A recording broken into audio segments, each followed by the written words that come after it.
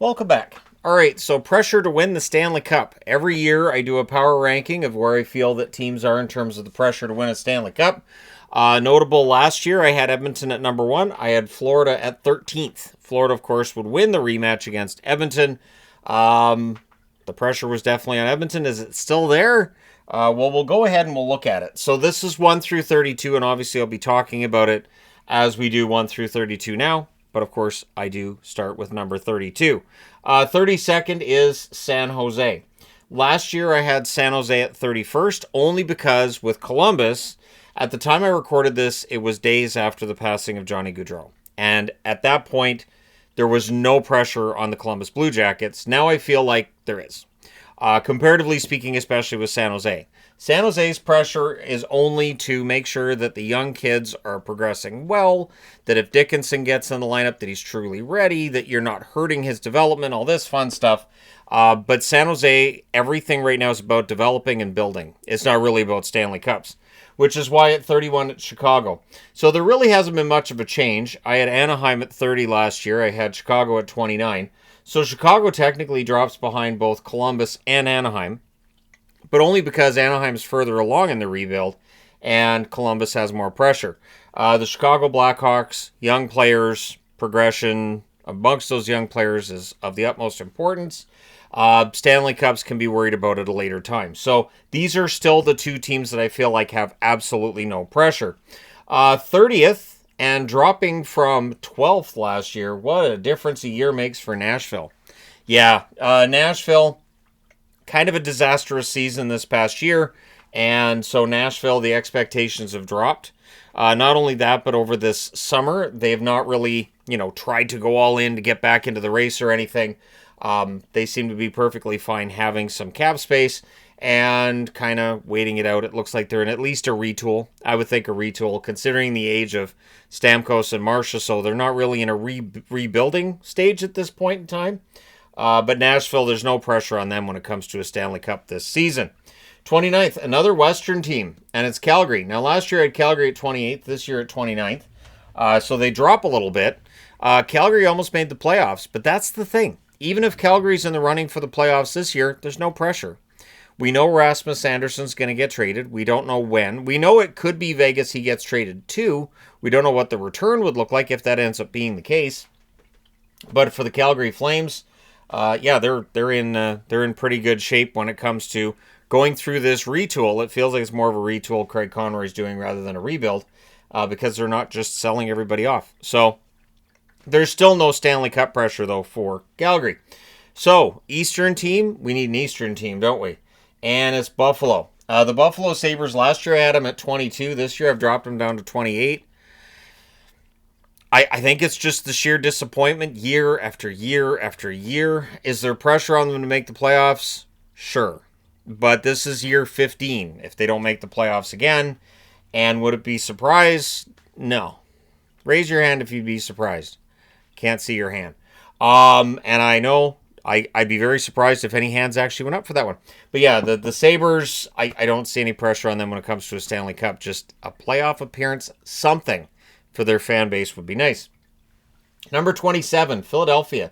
So when I was initially putting this together, I had Philadelphia lower than this. And then I thought about it. I thought, you know what? With Rick Tocchet being in Philadelphia, and we know what he can do over the short term for a team, that he can be that boost for a coach, for a team as the coach. I actually left Philadelphia at the same spot they were last season. So I moved Philadelphia up because I felt like Rick Tocchet is going to get more wins out of them, but there's still not much in the way of pressure. I can't put them any higher because the expectations are still pretty darn low when it comes to the Philadelphia Flyers. I felt like 27th was the right spot. Another Eastern team in 26th. You want to talk about a drop? Last year I had Boston at 9th. This year at 26th. Because Boston this summer, kind of quiet. I know there's some expectation that maybe, Swayman bounces back. McAvoy's healthy going into training camp. Lindholm should be healthy going into training camp. These are key pieces if Boston's going to get into the hunt. But I don't feel like a Stanley Cup, those expectations aren't there. I don't think they end up back in the hunt for a playoff spot this year. they could surprise me. We'll see. Definitely during the regular season, Boston's had a way of surprising over the last 5 years, although they did miss the playoffs this past season. Yeah, we'll see how it all turns out. Number 25, Anaheim. The Anaheim Ducks last year were 30th, this year 25th. There's some pressure on them to make the playoffs. Stanley Cup, no. Playoffs, sure. You don't bring in Joel Quenneville. You don't make changes when it comes to your coaching staff if you don't want something more out of them. And Pat Verbeek wants something more out of this team. Now, obviously, the dragging of negotiations with Mason McTavish could lower expectations a bit beyond 25th for them if he's not in their lineup to start the season. But I'm happy with 25th for them right now. 24th. Another team with a triangle in their logo, and that's Pittsburgh. A little bit of pressure in Pittsburgh. I put them ahead of the others only because it's Malkin's last year. Crosby's 38. He's going into his 21st season, and he wants to be in the playoffs. Obviously, he wants playoff games. So there's a little bit there for Pittsburgh. I still don't expect them to be in the playoffs. Last year, I had them at 15th in the pressure rankings. This year, I feel like there's a lot less pressure. Even though you do have Malkin on an expiring contract, there's all the discussions around Crosby. I still don't think Crosby's going anywhere. At 23, Seattle. Last year, I had Seattle at 21st. I've actually dropped them down. I don't feel like there's really much in the way of Stanley Cup pressure for them. If they make the playoffs, I think their fan base would be happy. With the moves made in the offseason, I don't know that they make it to the playoffs either. So Seattle, I feel like 23rd is the right spot for them. So we're done this third row here. Let's jump into the second row. I have Utah at 22nd. Now, Utah last year I had them at 26th. And honestly, I probably could have put them in 31st because I don't think there was any pressure on them from the Utah fan base. And I still don't. It's the second year in Utah. But I would say there's a little more pressure in Utah than there is for the teams in this row. The expectation is they could be a playoff team this year. Pretty aggressive when it comes to trades and free agency and finding those right players they feel that they need. And so, yeah, Utah's in good shape. I think the pressure's there. Not top half of the NHL pressure, but still there. Number 21 is the New York Islanders. Patrick Waugh behind the bench. I would think there's some pressure there. Some expectation, too, from Matthew Darch. He does not see this team as being in a rebuild, and he feels that with a healthy lineup, the Islanders will be in a much better position to contend for a playoff spot. So as long as they can avoid the injury bug, which is tricky in the National Hockey League, the Islanders could have a very bright future indeed.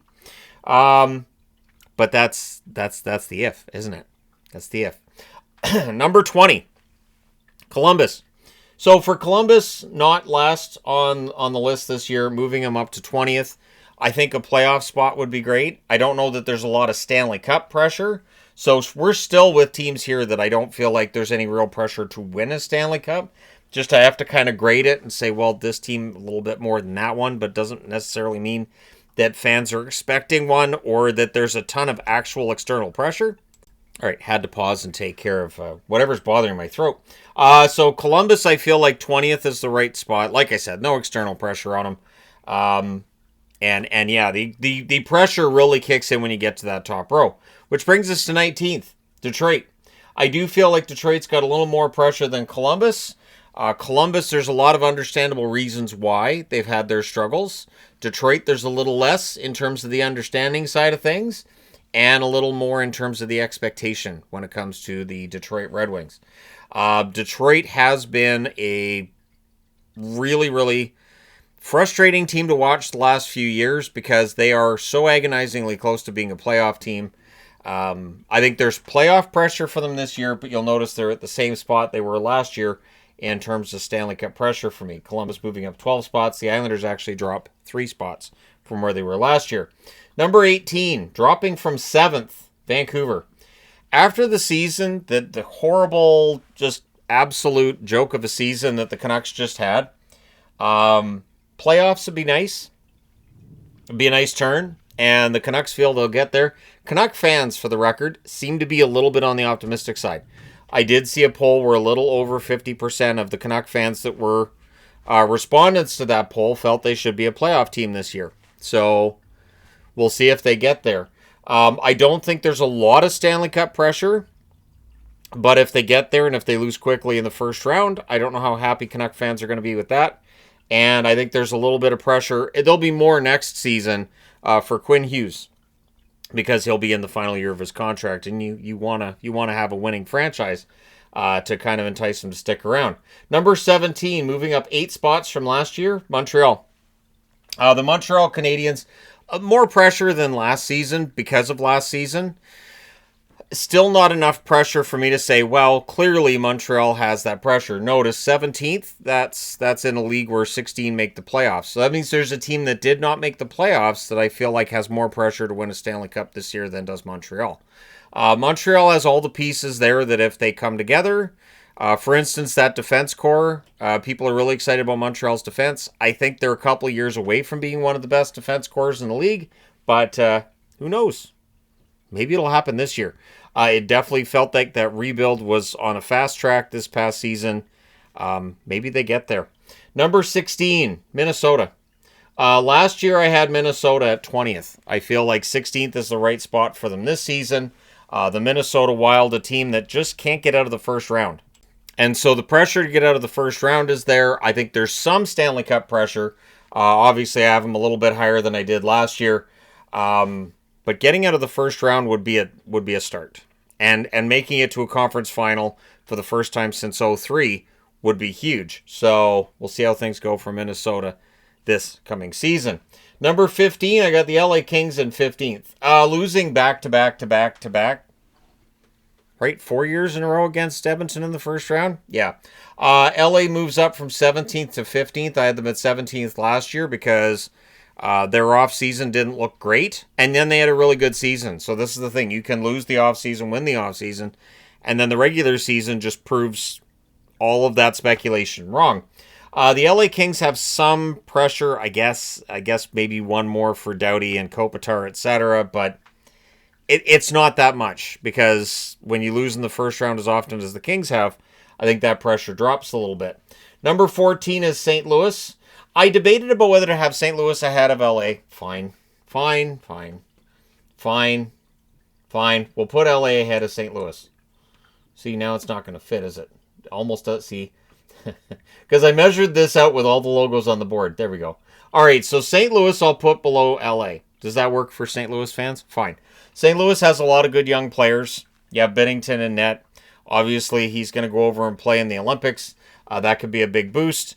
But with the amount of young talent that St. Louis has and the amount of young talent that has yet to debut for St. Louis, I'll go ahead and say they have a little bit less pressure than the Kings. I will go that far. That I look at that and go, yeah, no, I'll put the Kings a little bit ahead. So St. Louis is 15th. Last year I had St. Louis at 24th. The Kings move up now from 17 to 14. So see, the Kings are moving up. But don't worry, Kings fans. You're not going to be number one on this one. So there you go. Don't put the Kings number one on our power rankings. I've learned that over the last couple years. Number 14, Rangers. So the Rangers missed the playoffs. However, in having still a pretty veteran lineup and Shesterkin in net, Fox on the blue line, pretty good forward group, the pressure's still there.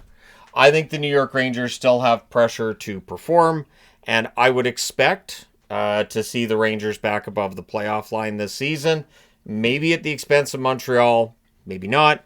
And I say only maybe because you never know from one year to the next which team's going to fall out of the playoffs. We all act really, brilliant about it. But if I had said last September, hey, the Canucks, they're not even going to make the playoffs this year. And a lot of people weren't very happy with that statement. Number 12, and rounding out this row, is the Ottawa Senators. Ottawa was 23rd the last time, so they move up to 12th this time around. Ottawa making the playoffs and making it clear that just making the playoffs is not the plan this year. They want to see progression. So Ottawa already wants to see progression. I don't think that's unrealistic.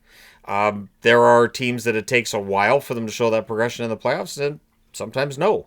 The Pittsburgh Penguins of the late 2000s. It didn't take very long after they made the playoffs to suddenly be a Stanley Cup finalist and then a Stanley Cup champion. So that's where Ottawa's hoping to end up. So that rounds out that second row where, once again, there's not really a lot of pressure. Number 11, And I went back and forth on these two. So let's go through it. Number 11 is New Jersey. So the first one in this row is New Jersey. Now, for that pressure to be there, Luke Hughes has got to be in the lineup. They got to get him signed. Jack Hughes has to stay healthy. The goaltending has to hold up. There's a lot of things that have to work out for New Jersey. I don't feel like they have as much pressure as other teams. I feel like there's more outs, more opportunities for fans and media to say, hey, New Jersey will be fine. This year just wasn't their year, and you move on. So New Jersey, I don't feel like has as much pressure as the teams in the top 10. Thus, they are not included in the top 10. Now, the top 10 is tough because I can make an argument for really almost any of these in almost any order. But at number 10, I have Carolina. Now, the thing is, Carolina keeps getting to conference finals.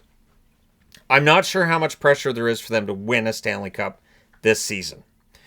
They've brought in Nick Ehlers. The expectation, I think, is first in the division should happen, right? That should be a thing. I don't know how much pressure there is for them to win a Stanley Cup, though, because there are those built-in situations for them where Freddie Anderson gets hurt often. Is Kochetkov a playoff starter at this point in time? There are definitely some outs there for Carolina where you could say, well, yeah, they lost again, however, and they'll be back next year kind of idea. So I don't know if there's as much pressure on Carolina. And the team at 9th is another example of just how many good teams there are in the NHL right now. That's Colorado. So New Jersey drops from 6th to 10th. Colorado drops from 5th to 9th on this ranking, whereas New Jersey dropped from 6th to 11th. So these are all teams that have dropped down. The Avalanche, still in the top 10 because they picked up Brock Nelson and held on to him. You've still got Cale Makar on the blue line. The pressure point is going to be when Makar's due for his extension. And that's going to eat up a lot of their cap. But I don't feel like they have as much to worry about now. So I do have Colorado at 9th. The pressure is there. I do feel like, though, the Winnipeg Jets at 8th have more pressure. So Winnipeg this past season, I had them at 14th. This year I have them at 8th. Coming off of winning a President's Trophy, and as dominant as they were during parts of this past regular season, in the playoffs, they had some of those same demons showing up. And Hellebuck's numbers just were not Stanley Cup level. So they need that. I think if I was talking about goaltending pressure for the upcoming playoffs, I think Hellebuck might be number 1. I'm not going to do that, but I think the pressure is there for Hellebuck. And no matter what he does during the regular season, the comments are still going to be the same. Well, yeah, he had a good regular season, but that postseason is going to be what tells everything. So once you get into that realm as a player or as a team, it can be really difficult to change the narrative. So Winnipeg needs a win here. Number 7, Washington. So the Washington Capitals last year I had them at 16th. This year I've got them at 7th. I am assuming that this will be the final year for Alex Ovechkin. And if it's not, if he's got a couple years left or 3 years left or however many it may be, I think there's pressure on Washington to win because look at this past season. They were first in the East. There's some really good players here. There's a good mix. There are some good young players. So in the event that it doesn't work out over the next couple of years, not all hope is lost. But if they want to get a win during the Ovechkin era, and with Tom Wilson at the top of his game, this would be the year to get that done, I would think, for Washington. Like I said, moving up from 16th, so a lot more pressure. Number 6, Vegas. Last year I had Vegas at 10. This year I've got Vegas at 6. When you go out and get Mitch Marner, and you clearly are trying to change things in the locker room, a locker room that won a Stanley Cup 3 years ago. 2 years ago, sorry. 3 years ago would be Colorado. 2 years ago. So I really feel like Vegas, the aggression that they show when it comes to changing the DNA of the roster and really making everything different, it does add some pressure for the playoffs. Not having won the last couple of Stanley Cups, of course, isn't the end of the world, but the pressure is definitely there on the Vegas Golden Knights. Number 5, Toronto. Toronto was number 1 a couple years ago. They were number 3 last year. They're number 5 this year. I think there's less pressure with Marner gone. There are some young players upcoming, and I don't feel like the pressure is as high on some of those players as it has been on the core 4 that has dominated the news cycle for the Toronto Maple Leafs for so many years. So in getting away from that core 4, And now there's the discussion about whether or not, Nyes is that part of the core four now, or if is Cowan going to be part of that. Either way, it's changed. I don't feel like Toronto has the same level of pressure as they have in other seasons. And maybe that works for them. Maybe not having that level of pressure will work for them. Number 4, Tampa. Victor Hedman's not getting younger. Vasilevsky is arguably one of the best goalies in the league even still. Kucherov's coming off of his second straight Art Ross win. There's some pressure on Tampa. I believe that. I believe there's some pressure on Tampa, especially after those losses against Florida in the playoffs. You don't want to keep losing against Florida in the playoffs, so there's definitely some pressure for the Tampa Bay Lightning. Number 3, Dallas. The Dallas Stars were number 2 last year. They're number 3 this year. I don't know. I would love to stand here and say that the team that I root for is going to win a Stanley Cup during the lifetime of this channel. I don't know. Maybe, probably not. Dallas would be the closest we're going to see it, I think.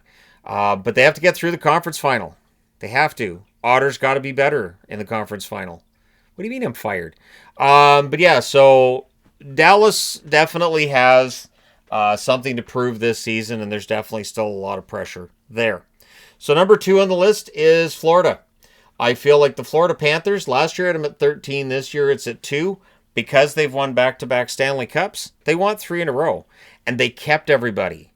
Unlike Tampa, going into their third year, and Tampa had to carve up their third line, which was a big part of what their success was.